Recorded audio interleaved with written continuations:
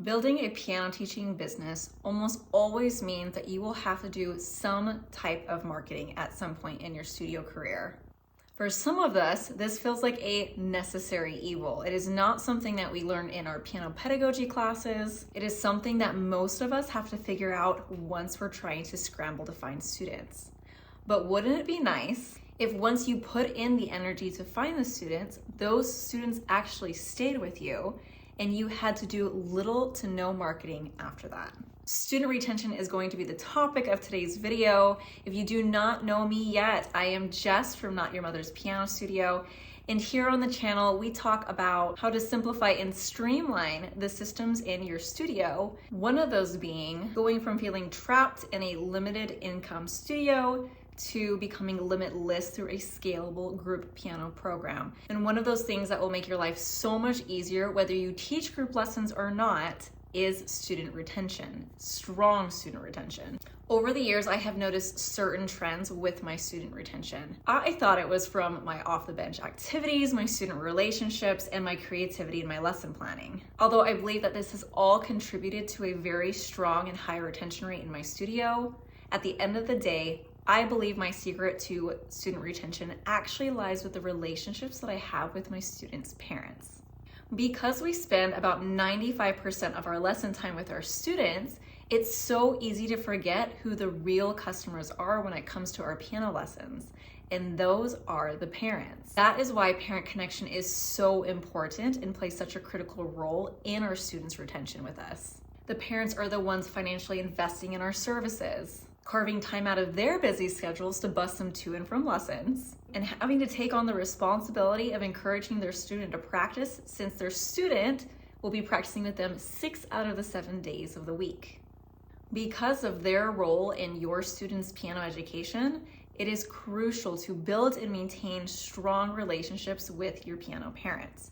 I would even venture to say that you should have just as much of a relationship with the parent as you do with their child. You are not only trying to retain students, you are trying to retain parents as well. There's no shocking announcement when I say that extracurriculars have dramatically changed since you and I were kids. Activities are more expensive, they demand higher commitment, they are more competitive than ever before. Children involved in 2 or more extracurricular activities is the new normal. Regardless of your opinion on whether you believe this is healthy or not, this is the reality of most of the students' lives that we teach. So if you come to the table with the same expectations that your piano teacher had for you when you were a student, unfortunately, you will be disappointed. You will need to adjust the expectation to fit the reality of the current lifestyle of your students. In many piano teacher forums that I read and listen to, it is a common belief that parents nowadays have stopped valuing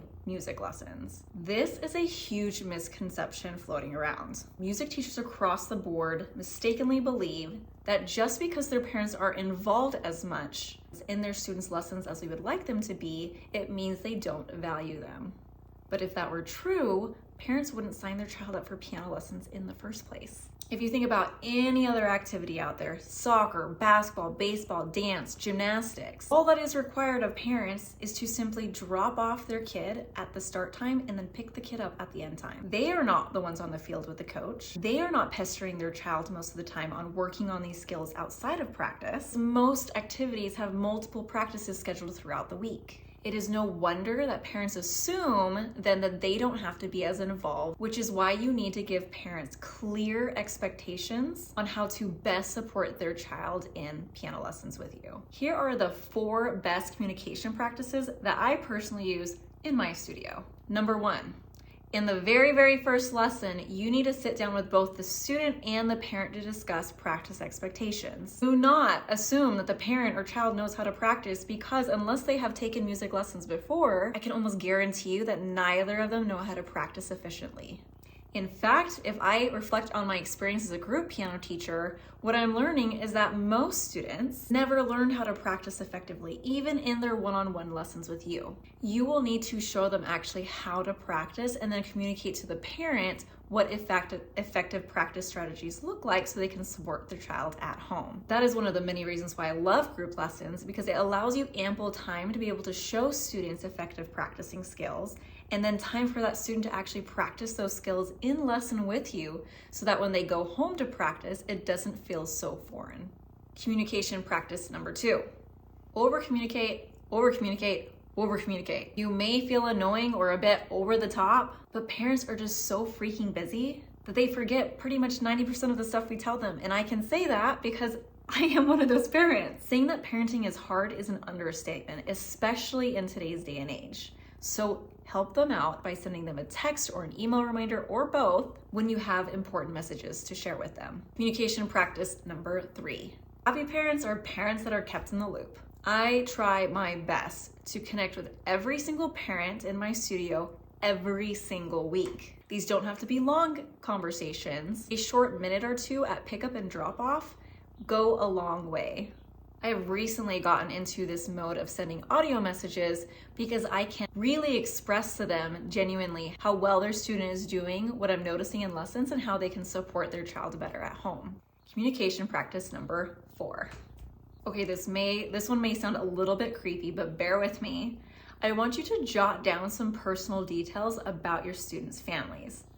I know I said it sounds creepy, just bear with me. Some of the most successful entrepreneurs that I study from and learn from say that following up with their customers and asking them about their lives outside of their business demonstrates a higher level of genuineness and showing that you care. When parents can feel that from their piano teacher, they are so much more likely to trust you, to feel connected to you, and in turn be supportive of their child's educational experience with you. Not only does this impact the culture that you are building in your studio, but it also impacts how well making big changes go in your studio, such as policy changes, tuition increases, lesson model changes like going from private lessons to group lessons. If you have strong parent relationships, these changes go so much more smoothly than if you hardly communicate with your parents at all. So at the end of the day, if you are struggling with your student retention, I say start with building retention relationships with your piano parents. After all, they are your customers. I guarantee that as you start to nurture these relationships, you will watch your retention skyrocket.